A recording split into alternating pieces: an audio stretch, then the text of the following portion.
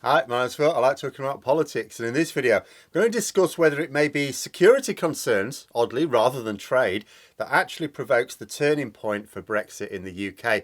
After all, despite our trade losses, we're not really seeing a large enough shift in public opposition to continued divergence from the EU. But the Ukraine crisis is making it much more difficult for the government to push divisions over Europe. But first, if you'd like to be notified of daily news and politics, please subscribe to the channel and click the bell notification icon. So there are a lot of people who cannot understand why the British public are not up in arms about the Brexit losses. It's all very well Brexiteers claiming, well, we're not suffering as badly as some people said, so it's all fine. How is it fine? A loss is a loss. We don't need to argue about how big a loss. It's a loss. And the reason it is not peak disaster is because we haven't actually implemented Brexit fully yet. We're still not applying full customs controls, and we are planning to delay standards controls yet again. In addition, wait till the biometric checks are properly rolled out. Even without all that, Brexit is still crushing our trade, our consumer choice, and raising prices above and beyond the increases caused by other factors. But really, the reason is that Brexiteers keep pushing this notion that we can compensate with more trade around the rest of the world, and people sort of buy it. It's a complete nonsense to anyone who realises that, first of all, it costs way more money to trade with countries thousands of miles away, and that most countries outside Europe don't even have the consumer spending power to compensate for what EU customers are no longer buying, even if they wanted our goods.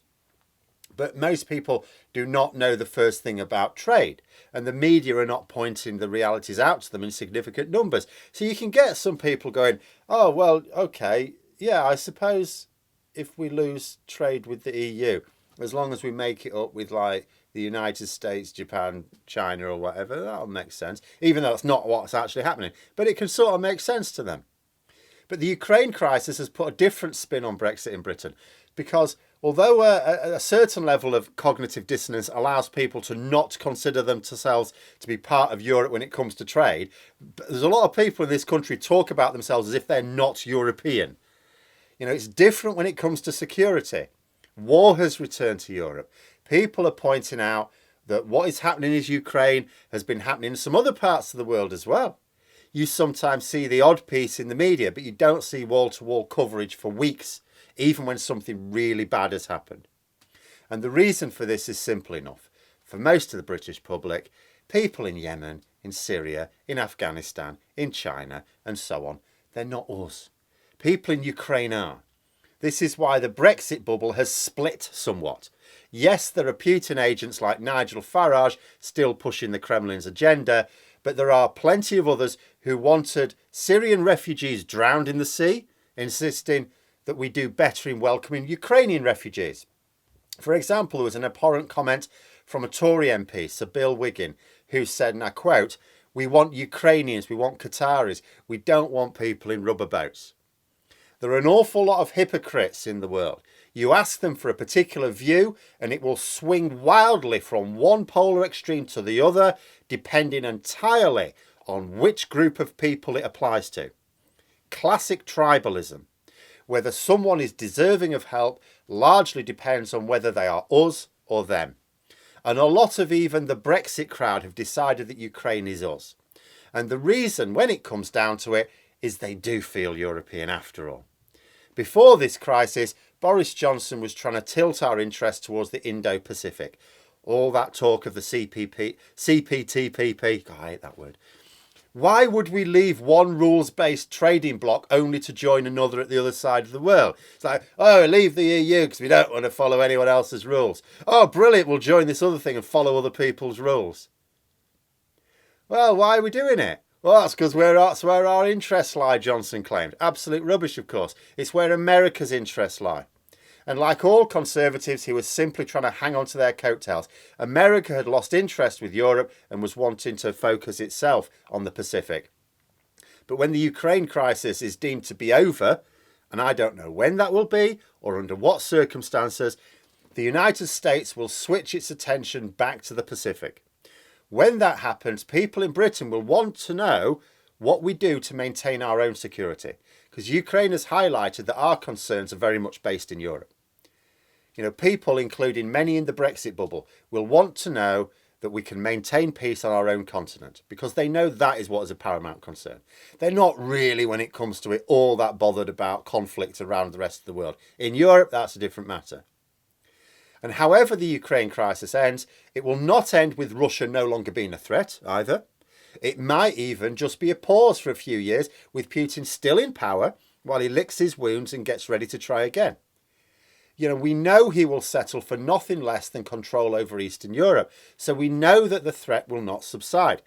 Even if Putin falls, whether politically or through old age or ill health or Colonel Clumsy, he will be replaced by another much like him in all probability. Those who control Russia right now are not going to cede control just because their pirate king is gone. And you do not need to know very much to realise that improving security in Europe, while the US turns its gaze back towards the Pacific, will mean cooperating with other European powers. More people will realise that our geopolitical aims are actually much more aligned with France and Germany than with the United States. And war in Europe, as well as the threat of an escalation of war in Europe, is a pretty good way to refocus minds. Labour, for example, have recently been talking about a security pact with the EU. End our petty diplomatic spats with our neighbours and rebuild relationships, Shadow Foreign Secretary David Lammy is saying. Last year, the government rejected any sort of security cooperation with the EU. Out of hand, no, we do our things our own way. Now it's really hard to make that argument. One of the most frustrating aspects of dealing with Brexit, of course, is Labour feeling unable to push it. Whether rightly or wrongly, and I've discussed in the past, what the different sides to it are. But on security, it seems to be different. You don't even see Brexit lies that we shouldn't form closer ties with the EU on security grounds. You're not seeing it. The argument is not being made. And Brexiteer Tories cannot bash Europe on trade issues and be cooperative on security issues. Don't get me wrong, Boris Johnson's given it a bloody good go, but it's not working. It can't work. He's not being invited to security meetings because he's not trusted.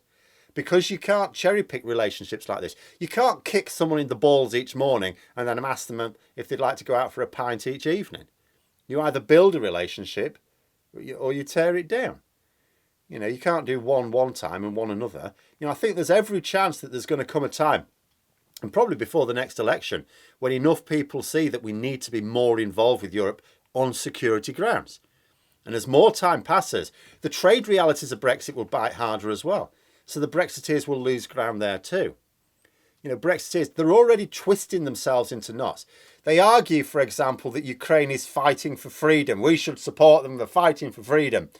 But the freedom that Ukraine is fighting for is the freedom to join the EU. This is why Putin invaded Ukraine in the first place 8 years ago. Not because he was bored one day, but because another country in Eastern Europe elected a government that wanted to join the EU. The fact of the matter is there is currently a war in Europe, and both the UK and the EU are in full agreement as to which side they are on. When the war is over, the threat will remain, and that agreement will remain. And because we're talking about nothing less than security, the threat will demand a response. Britain may not be threatened with direct invasion as a result of this war, although some are worried about the risks of nuclear attacks. But, and the government is happy to blame the rising cost of living on the Ukraine crisis as well. It's absolute cobblers, of course. It's a contributing factor, no more. But if the government want to blame the war, fine, okay. People will not want this high cost of living maintained. So if you're going to say, well, this war is a cause of the high cost of living, they will demand that the government do something to guard against it in future. There'll be a real cry for the government to work with European powers in order to safeguard our future. No other option. America isn't going to be invested in that project unless there's an imminent threat. They have their own interests elsewhere now. This is a problem for Europe that only Europe cares about. Because remember how, being honest, not enough of us are bothered about the problems in Syria, Palestine, Yemen, China, North Korea and so on. It's because they're not in Europe. In the same way, people outside Europe have a similar level of concern about what's happening in Europe. You read something and you go, oh, you feel sympathy for the brutalised when you read about it. But you know what? It's somewhere far away. Sod it. Let Europe deal with its own problems. We've got enough of our own. I keep saying, we'll have to align with the EU for trade purposes, even if the Tories win the next election, and God help us if that happens. They'll have to face up to it at some point, but there will be no compulsion to do so until the public get a little bit more pissed off about the situation than they are right now. But there's no need to change the public's views on European security. They're already in agreement that we need to prevent things like this happening again. When this is over, however it's over, we need to know that it's not going to happen again, and that the only way to do this is working with the rest of Europe, who are very clearly the us. But those are my thoughts. Let me know yours in the comments below. I hope you found the video interesting. If you did, don't forget to click the like button. If you'd like to support the channel further, please also click the Patreon link for details. And until next time, I'll see you later.